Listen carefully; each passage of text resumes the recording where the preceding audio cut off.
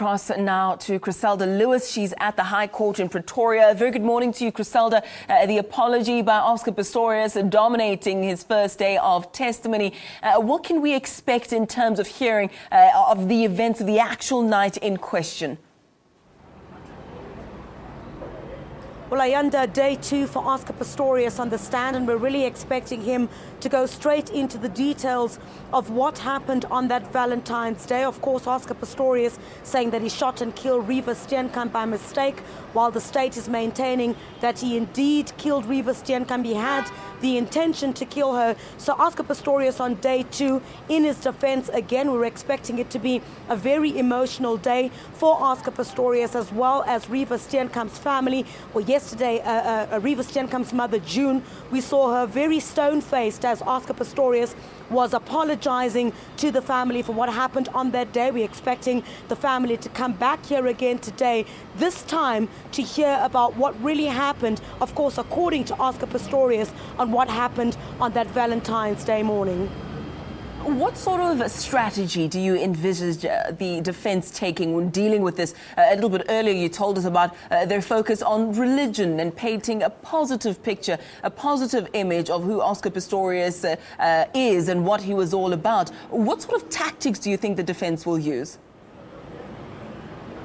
You will recall, Ayanda, that when the state had presented its case, there was really a picture painted of an Oscar Pistorius who was never shown as someone who was trigger happy, somebody who had constantly had a violent temper flares. That's the Oscar Pistorius who we heard about when the state was presenting its case. Now, Oscar Pistorius, the first thing he did yesterday, of course, was to apologize to Reva Steenkamp's family and speak a lot about the successes in his life. Oscar Pistorius spoke about how he had saved some people during his time, people who were confronted by violent crimes in his area. He also painted a picture of an area where he lives, where he says that area is quite prone to criminal activity, and basically painted a positive picture of his character in stark contrast to what we heard when the state was presenting its case, where several witnesses came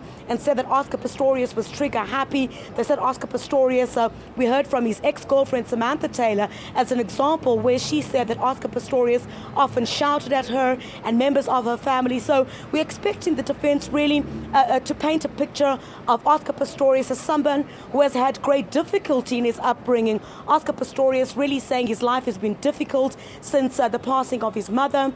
Also saying that his disability, he was bullied at school. So really the state really wanting to show Oscar Pistorius as someone who's had a very difficult life, and that on that fateful morning, Oscar Pistorius, because of his fear of crime, all the reasons that Oscar Pistorius gave yesterday, examples of when he came directly into contact with criminal activity, that on that fateful morning when he shot and killed Reva Steenkamp, this is someone who really was afraid and thought that somebody else was behind that door, and it was not Reva Steenkamp. So really Oscar Pistorius, the defense, is trying to show someone as a fractured man, but on that day that Oscar Pistorius did not know what he was doing, he thought somebody else was behind that door.